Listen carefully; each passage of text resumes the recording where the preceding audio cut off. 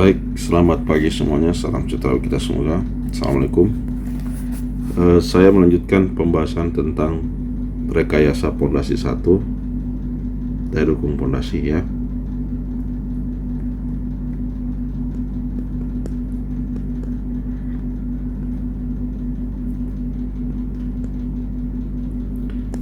Nah, yang lalu saya sudah jelaskan tentang menghitung daya dukung pondasi baik metode tersagi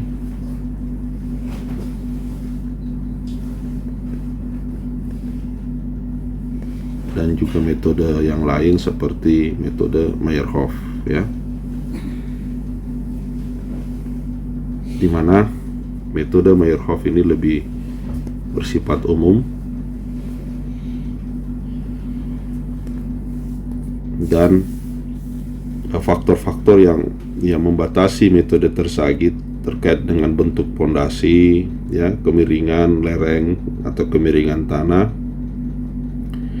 itu diatasi oleh metode Meyerhof dengan menghitung faktor-faktor bentuk pondasi dan kemiringan ya.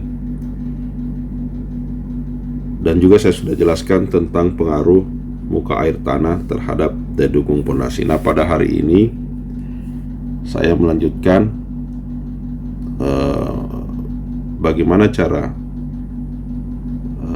menghitung daya dukung dengan pendekatan bukan bearing capacity tetapi serviceability. Jadi saya tekankan bahwa apa yang kita pelajari dari metode tersagi dan Meyerhof itu terkait dengan bearing capacity ya.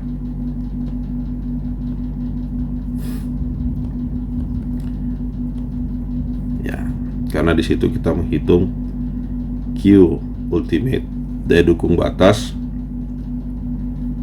Di situ juga kita menghitung Q allowable atau daya dukung izin.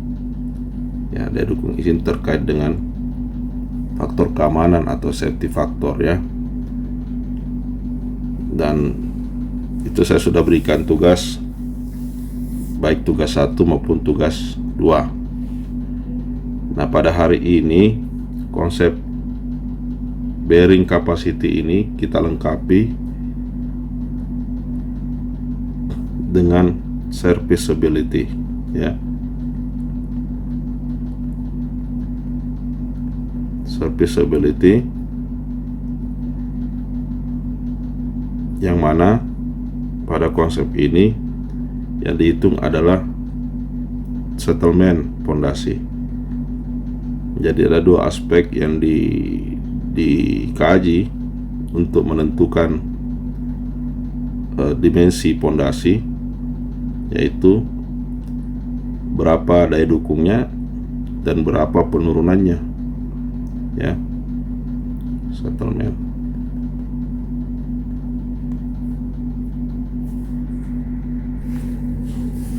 ya, settlement ya. Nah, jadi kalau kita melihat pondasi ya, ini misalnya potongan pondasi,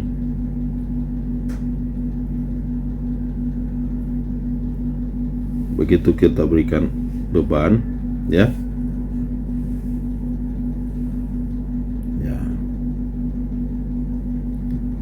ini settlement ini adalah bebannya ya. Nah,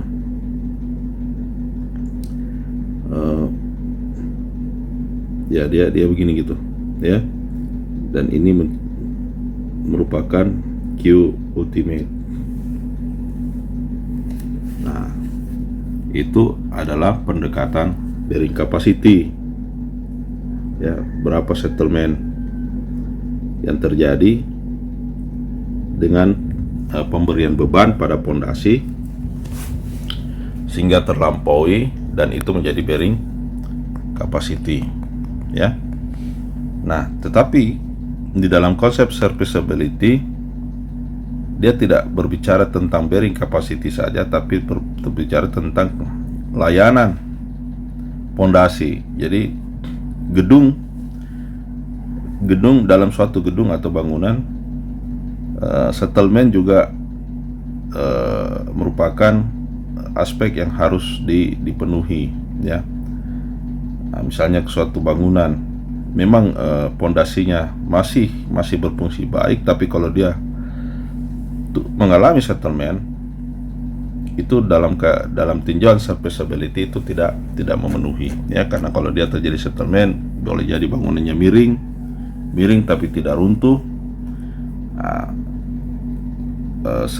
tinjauan serviceability-nya, layanannya sudah tidak terpenuhi. Jadi kalau kita mendesain pondasi, kita harus menghitung dua, berapa bearing capacity-nya dan berapa serviceability-nya, ya, settlement-nya. Nah, di dalam mengkaji settlement pondasi, apa yang kita harus hitung?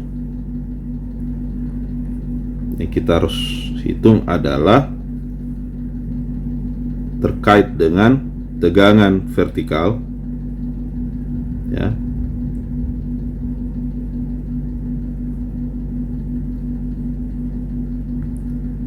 terkait dengan elastic settlement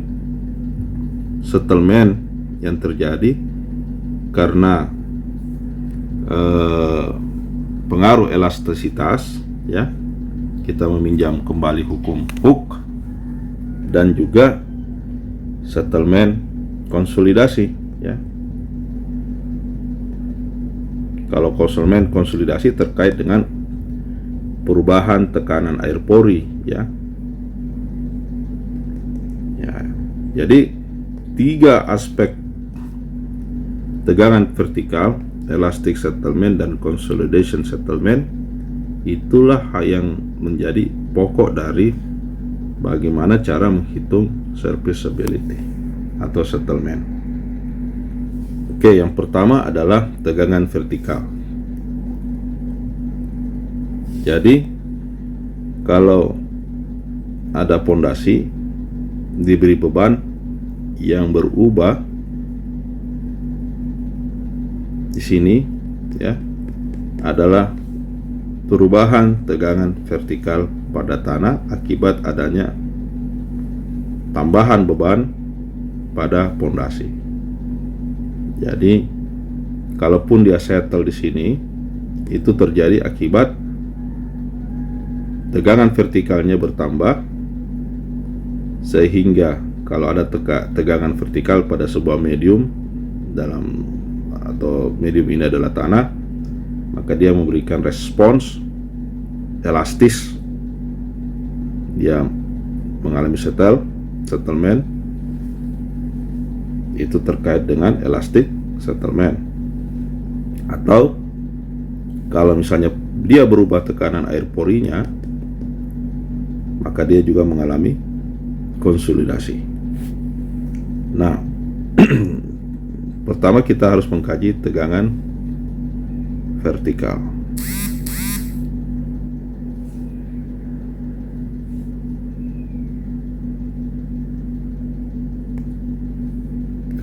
Ya, kalau kita mengkaji tegangan vertikal pada tanah, kita meminjam rumus Boussinesq, ya. Boussinesq, ya. Boussinesq ini memperkenalkan persamaan matematika bagaimana menghitung tegangan vertikal pada tanah akibat adanya beban. Dalam hal ini beban titik, ya, dia mempengaruhi udah lama 1885. Jadi kalau misalnya ini permukaan tanah, ya, kemudian kita kasih beban titik maka pada titik tertentu sejauh Z pada beban tersebut. Misalnya ini beban P ya, ini Z ya,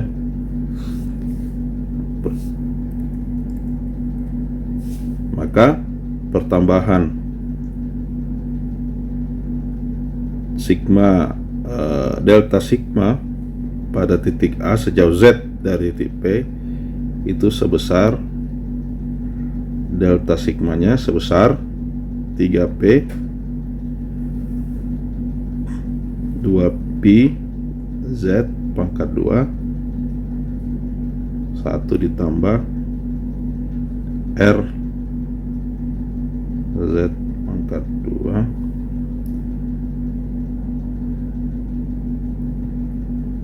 pangkat 5/2 ya, dimana R nya itu adalah akar X pangkat 2 ditambah Y pangkat 2.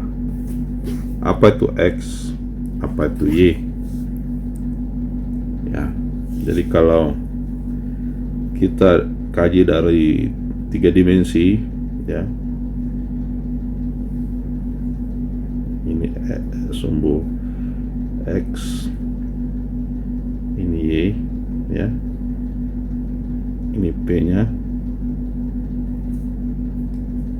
ini sumbu Z,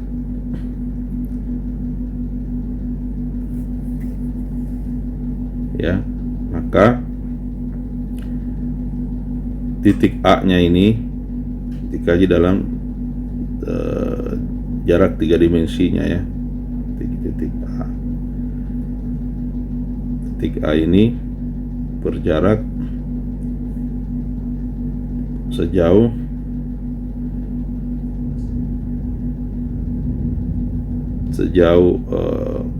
R ya,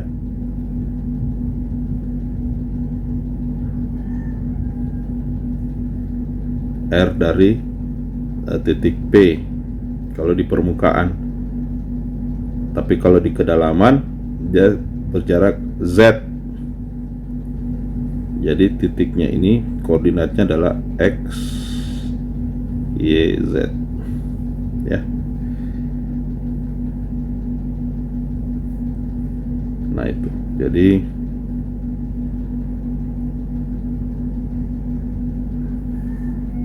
maka R itu sama dengan akar X pangkat 2 ditambah Y pangkat 2. Ini untuk beban titik ya. Jadi kalau kita kasih beban titik pada permukaan tanah, maka perubahan tegangan pada kedalaman tanah itu sebesar 3P dibagi 2PZ kuadrat kali 1 tambah R dibagi Z pangkat 2 dalam kurung pangkat 5 pangkat 2, 5/2 ya, rumus Boussinesq. Nah, bagaimana kalau bebannya bukan beban titik, misalnya beban merata, di mana beban itu berbentuk lingkaran ya. Jadi misalnya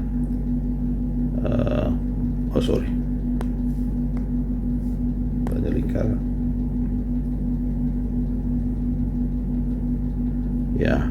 ya, bebannya berbentuk lingkaran, bukan beban titik, maka kita cari titik tengah beban tersebut.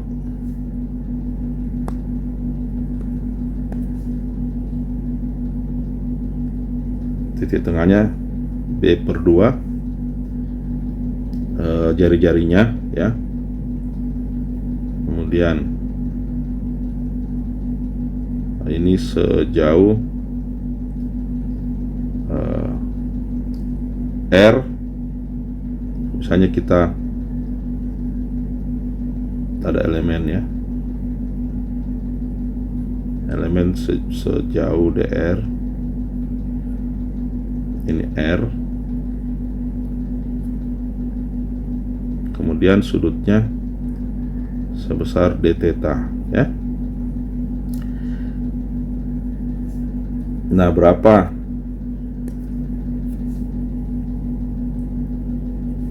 perubahan tegangan pada titik A, berapa delta sigmanya, ya. Maka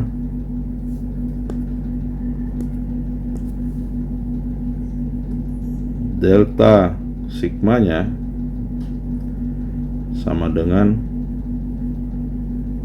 kita meminjam kembali rumus Boussinesq, tetapi kita ubah P beban titik itu ke dalam beban lingkaran sebesar 3P ya. 3P nya kita ubah, P nya adalah, P nya itu sebesar Q0, ini Q0, ini Q0 dikali R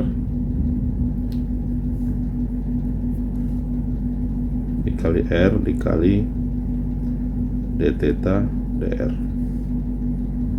maka P nya Q0 R d theta dr dibagi, ya sama, Z 1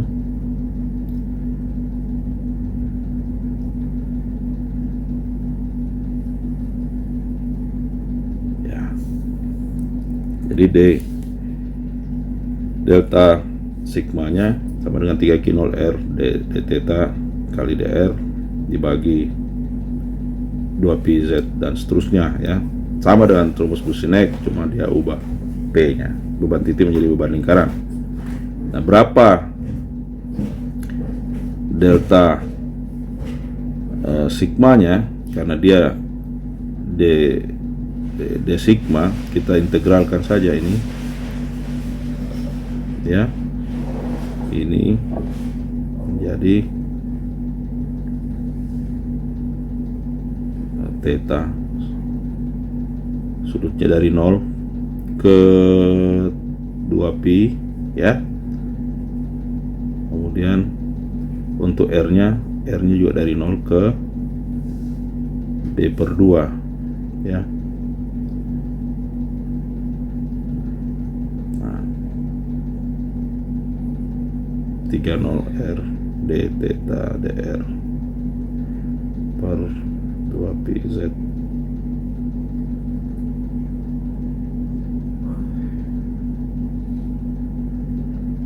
Ya, nah, kemudian maka kita dapatkan delta sigmanya sama dengan operasi matematika 1 dikurang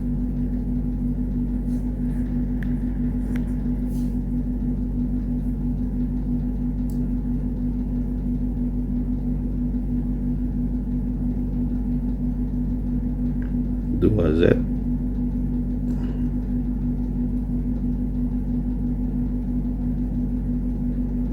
tiga per 2 ya. Oke.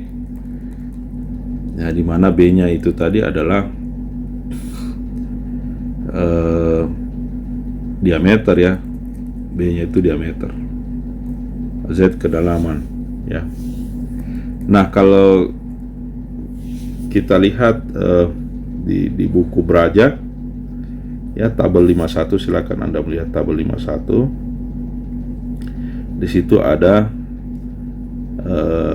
berapa besaran delta sigma dibagi Q0 ya untuk jarak Z dan juga B ya. Oke ya, jadi kita sudah lihat persamaan Boussinesq untuk beban titik dan juga beban lingkaran. Bagaimana kalau bukan lingkaran tapi persegi ya, persegi 4 ya. Nah, kalau saya pakai warna merah aja nggak apa-apa ya. Kalau untuk perubahan tegangan vertikal akibat beban, di mana bebannya berbentuk persegi 4, beban segi 4, bukan beban lingkaran ya. Maka P-nya itu Q0 dx dy. Q0 dx dy. Ya, kita jadi bebannya kayak gini. Ya, ini sumbu X, ini Y, ini Q0.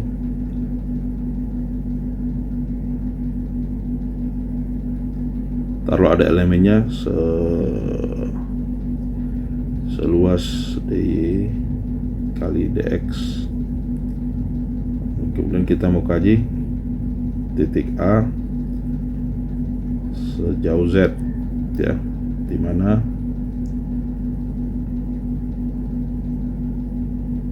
ini selebar L dan ini selebar B. Ya. Nah, bagaimana perubahan tegangan pada beban segi 4?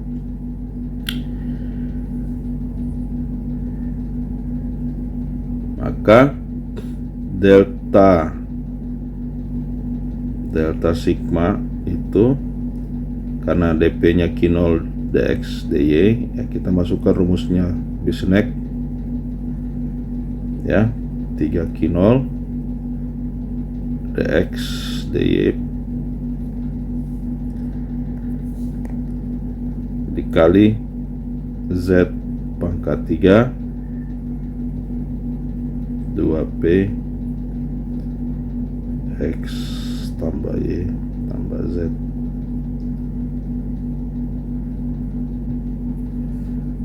Nah, maka kita dapatkan delta sigmanya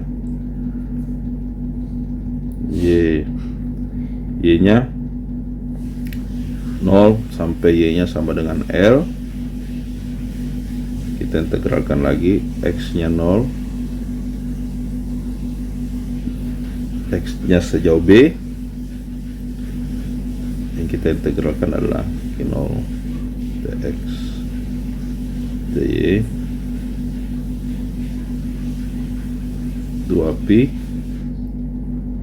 X tambah Y tambah Z pangkat 2 5/2. Nah, kalau kita lihat, ya, ini Q0 nya, yang lain itu karena ini terlalu rumit, ya, maka di buku belajar disederhanakan.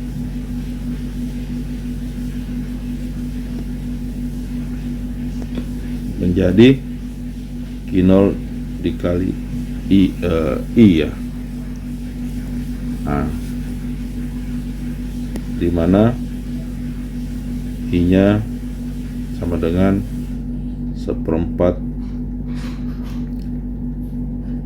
pi 1/4 pi kali 2 mn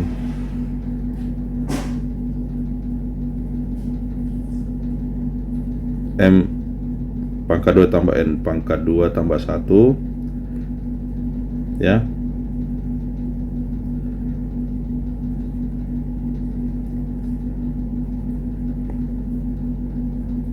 dikali dengan M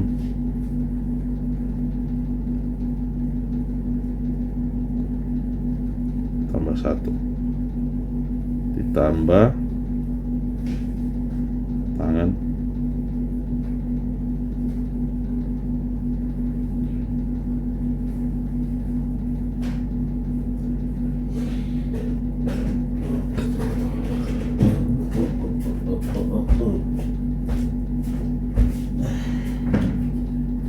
ya.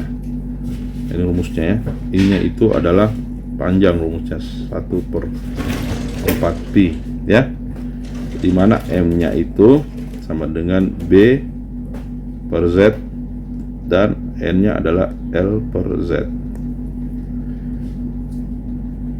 Warna merah. Sorry, ya, tulisannya warna merah. Oke. Nah, rumus untuk perubahan tegangan vertikal pada beban segi 4, delta sigmanya sama dengan Q0 dikali I. I nya panjang ya. Nah kalau panjang, yang penting Anda ingat M nya itu B per Z dan N adalah L per Z ya. Nah oleh sebab itu, karena panjang I nya ini, kita bisa lihat di tabel 52 di buku Braja ya. Tabel 52 terkait dengan nilai I untuk setiap variasi M dan N. Silakan Anda melihat tabel. Jadi penggunaan tabel itu memudahkan kita menghitung nilai I ya. Seperti itu.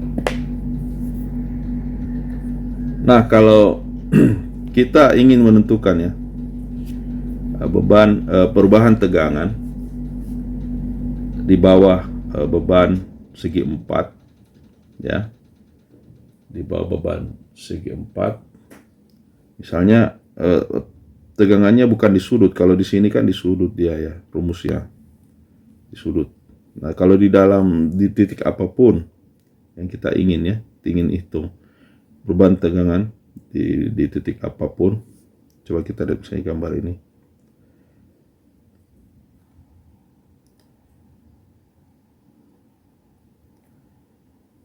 Misalnya ini tetap beban segi 4 ya. Jadi kita menghitung perubahan tegangannya di titik O, di bawahnya titik O ya. Maka kalau pendekatan seperti ini ya, kita harus bagi ke dalam segmen-segmen 1, 2, 3, 4. Artinya rumus yang ini tetap kita bisa gunakan untuk kondisi lokasi yang kita mau hitung di titik manapun ya. Jadi kalau misalnya di bawah beban segi 4 ya, kita tetap bagi dia di 1, 2, 3, 4 masing-masing, karena kita sudah bagi ya titiknya di sudut semua ya. Baik di sudut segmen 1, di sudut segmen 2, segmen 3 dan 4. Sejarak kita bagi juga ini B-nya. Ya, B-nya terbagi menjadi B1, ini B2, dan ini juga menjadi L1 dan L2 gitu ya. Nah, kalau demikian maka delta sigmanya sama dengan Q0 ditambah I1 untuk segmen 1.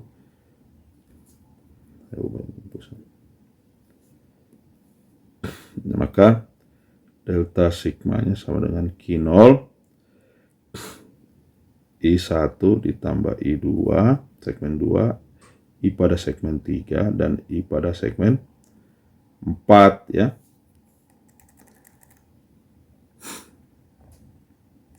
Ya. Atau supaya lebih mudah, Q0-nya adalah IC dikali IC ya. Delta sigma dikali sama dengan Q0 dikali IC, di mana IC-nya adalah 2pi N1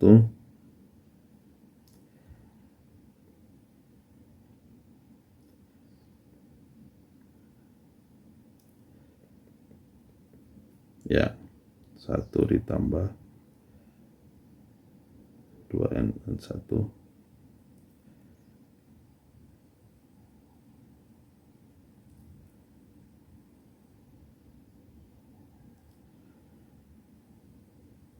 tambah panjang rumusnya sin arcus sin M1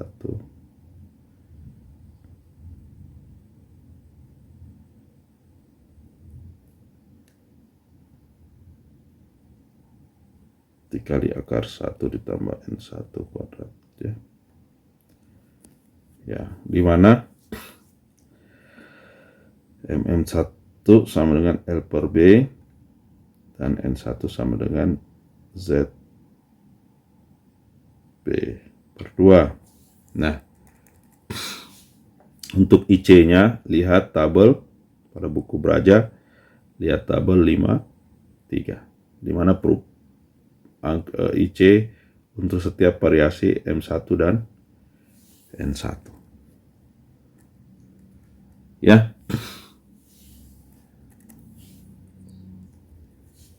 Nah, itu untuk beban berbentuk segi 4. Jadi untuk titik kita menghitung perubahan tegangan di titik dimanapun ya, di bawah beban segi 4. Nah, kepada secara spesifik ya, pada kondisi spesifik ya, misalnya kita langsung bicara aja pondasi ya.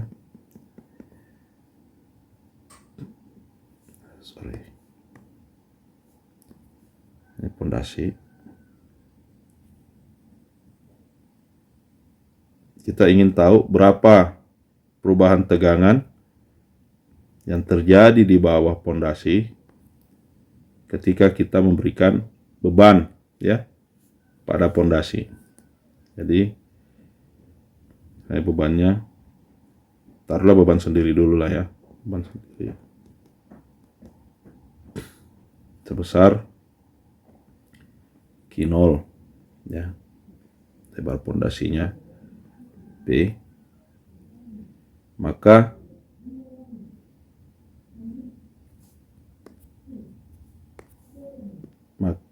pada kondisi seperti ini distribusinya itu 1:2 ya. Jadi sebetulnya sebesar di kedalaman. Nah, ini sebesar ini.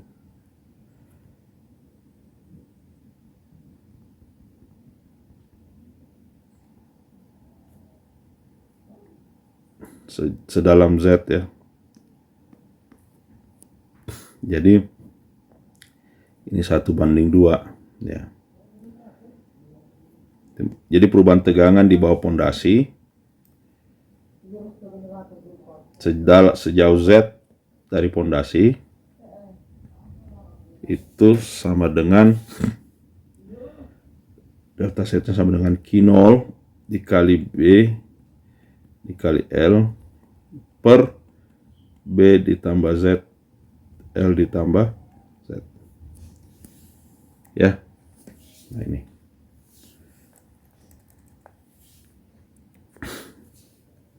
nah, jadi apa yang kita pelajari baru saja adalah menghitung perubahan tegangan akibat adanya beban di permukaan tanah ya. Jadi kita menghitung perubahan tegangan di kedalaman tanah yang diakibatkan oleh beban yang terjadi di permukaan tanah ya, apakah itu beban titik, beban lingkaran, atau beban segi 4, di mana kita menggunakan persamaan Boussinesq ya.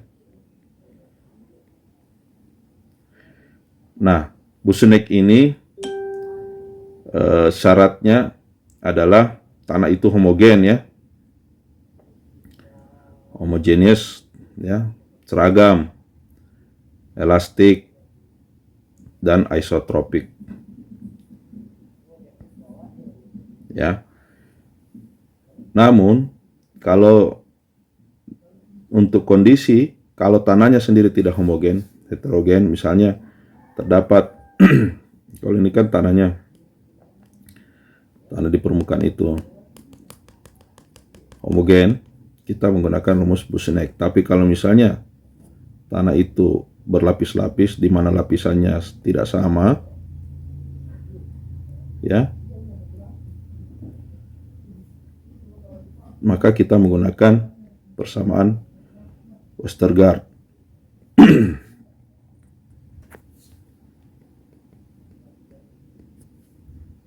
Ya, jadi Westergaard mengatakan bahwa untuk menentukan tegangan vertikal pada beban titik di mana tanahnya tidak homogen,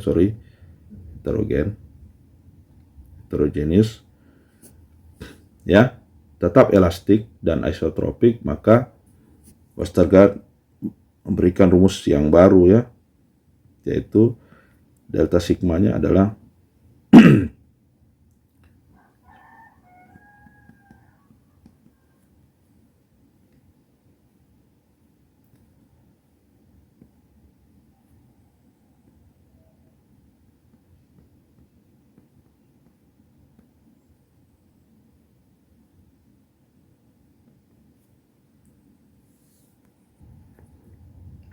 delta sigma sama dengan pi eta dibagi 2pi z kuadrat dikali dalam kurung 1 per eta pangkat 2 ditambah r per z pangkat 2 tutup kurung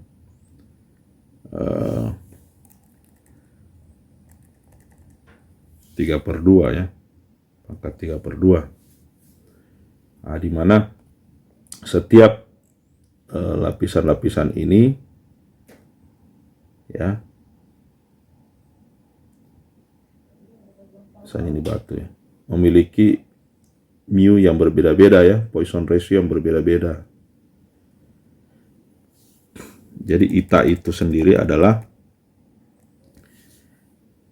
itanya adalah 1 dikurang mu S dikurang 2/2 mu S, ya. Mu adalah Poisson ratio, ya. Ya, kita kembali ke mekanika bahan, ya. Dan R adalah akar X kuadrat ditambah Y kuadrat. Nah, rumusnya bisa kita sederhanakan. Delta sigma sama dengan P per Z pangkat 2 dikali I1, ya. Di mana I1 ini 2pi kali eta pangkat 2 R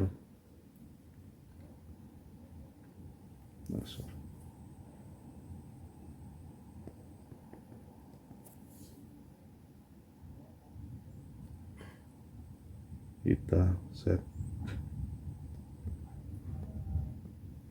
tambah 1 min 3/2, ya. Untuk variasi I1 kita bisa lihat tabel 54 pada buku Braja, ya, untuk variasi I1 dengan variasi mu S. Itu untuk beban titik, ya, beban titik untuk Westergaard. Nah, bagaimana kalau beban merata, ya? Westergaard mengatakan untuk beban merata itu Q0, beban merata, beban yang berbentuk area, ya, untuk lingkaran seperti ini.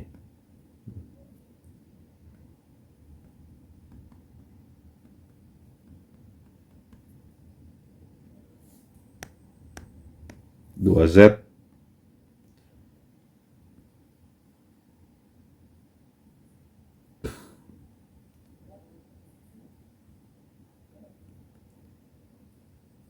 ya.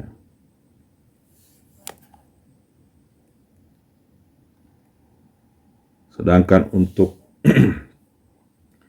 lihat variasinya ini di tabel 55, ya, tabel 55. Sedangkan untuk ini untuk beban lingkaran, ya.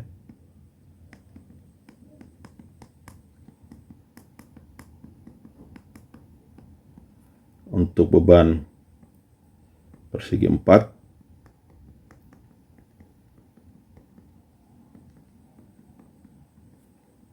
itu rumusnya adalah delta sigma sama dengan Q0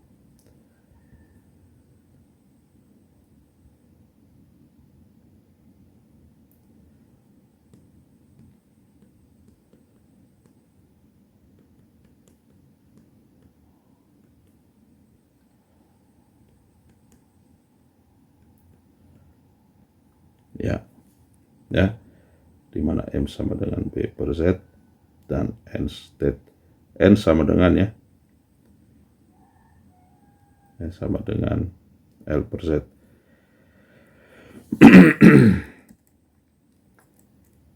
Ya, Anda bisa lihat di di tabel 56. Ini tabel 56 untuk variasinya.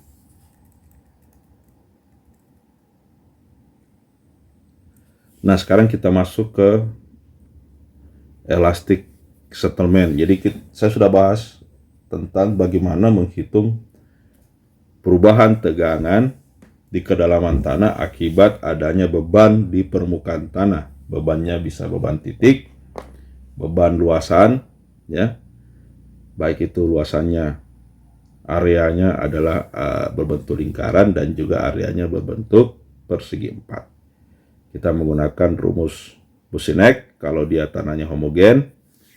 Kalau tanahnya heterogen kita menggunakan rumus Westergaard. Nah, bagaimana dengan menghitung settlement pada pondasi, ya?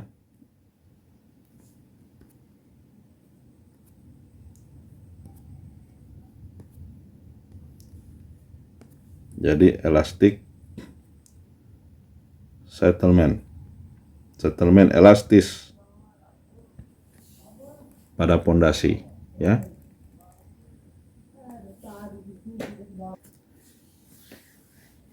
Untuk settlement elastis dengan pendekatan hukum Hooke, ya. Kita kembali ke hukum Hooke. Jadi misalnya di permukaan tanah, ya,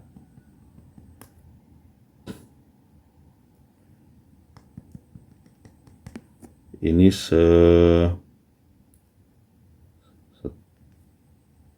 setebal H, ya.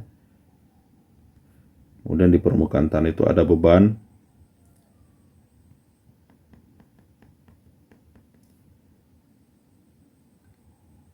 bebannya adalah Q0 per luasan, ya, Q0 per area.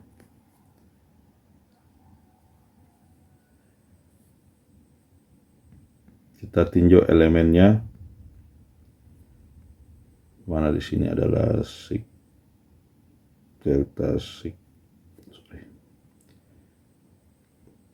perubahan tegangan pada elemen sebesar delta sigma pada arah Z, ya, delta sigma pada arah X dan delta sigma pada arah Y, ya.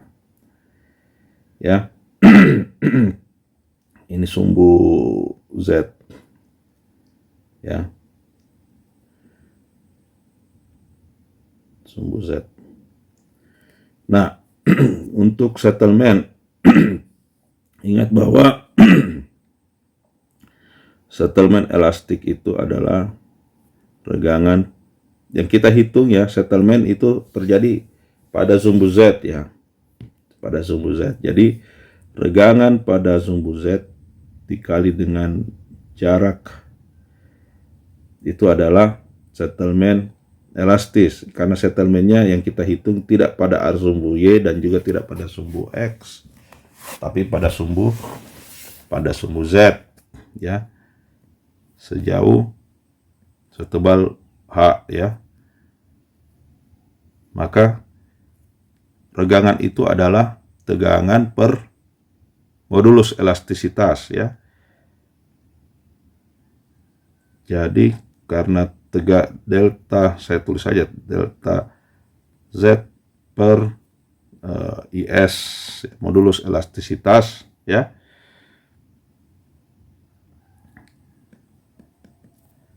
Atau seper modulus elastisitas,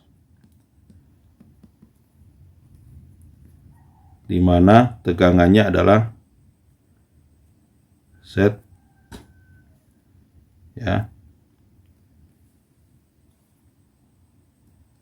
dikurang, saya tulis saja sepertinya, dikurang mu X pada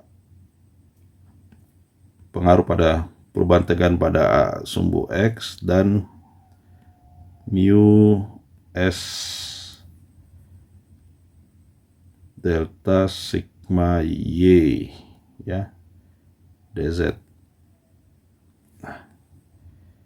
ya.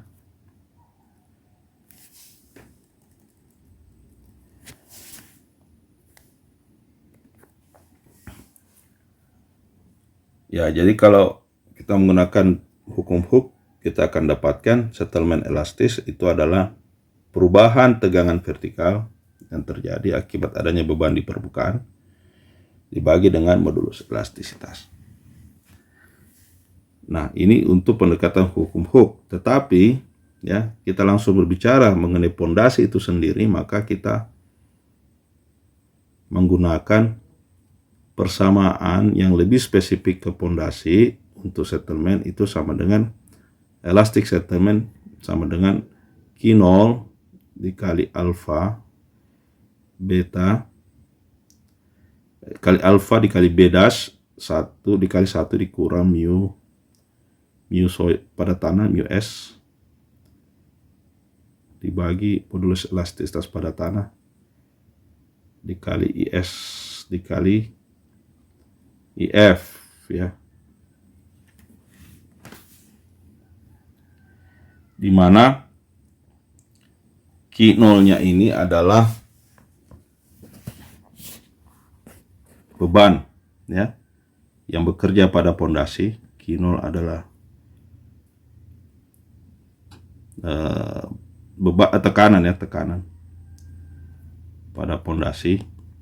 Tekanan itu adalah beban perluasan pondasi ya, luasan penampang luasan area pondasi. Kemudian mu S itu adalah Poisson ratio tanah. Kemudian ES ya, modulus elastisitas tanah. B adalah lebar dibagi 2, lebar pondasi. IS adalah faktor bentuk, di mana IS itu adalah ya faktor bentuk ya, ada penurunannya. F1 sama dengan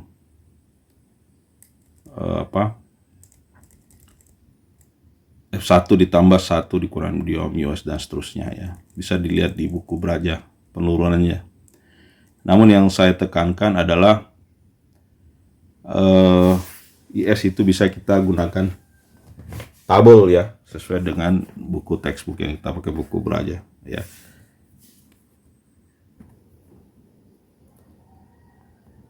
Sedangkan IF adalah faktor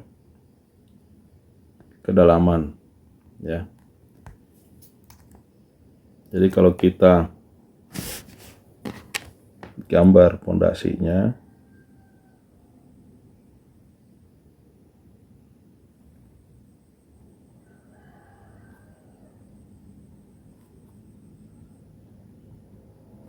beban distribusikan ke luasan itu menjadi Q0, tekanan Q0 ya, dimana pondasinya ini kalau kita lihat penampangnya itu adalah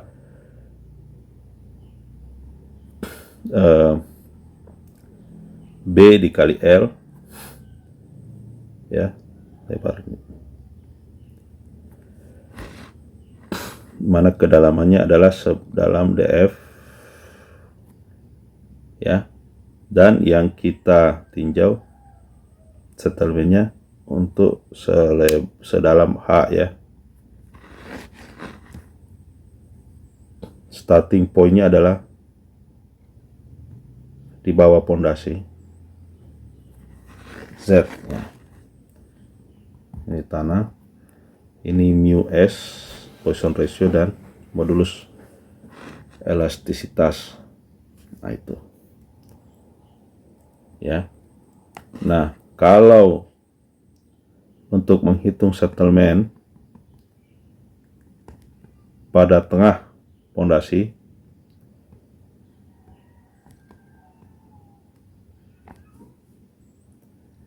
itu alfa, karena kita lihat ada alfa di rumusnya. Alfa itu sama dengan 4, di mana M aksen L per B dan N aksen sama dengan H dibagi B per 2 ya. Kalau settlement pada sudut pondasi, pada salah satu sudut pondasi, maka alfanya sama dengan 1 M aksen L per B dan N aksen sama dengan H per B. Ini untuk pondasi yang fleksibel ya. Kalau untuk rigid itu 93% dari settlement pada pondasi yang elastis. Nah, untuk variasinya silakan lihat di buku Braja, ada tabel 58 ya, dan tabel 59 serta tabel untuk F-nya. Jadi untuk IC-nya tabel untuk IC, lihat tabel 58 dan 59. Kemudian untuk EF-nya lihat tabel 5, 10 ya. Ini terkait dengan variasi IF dan DF per B ya. Sedangkan untuk ini yang tabel 58, 59 IC untuk variasi M dan M aksen dan I aksen. Nah itu ya. Oke, saya rasa cukup untuk hari ini. Untuk tugasnya silakan lihat tugas 3. Saya akan berikan bagaimana cara menghitung settlement pada pondasi. Saya rasa demikian. Terima kasih ya.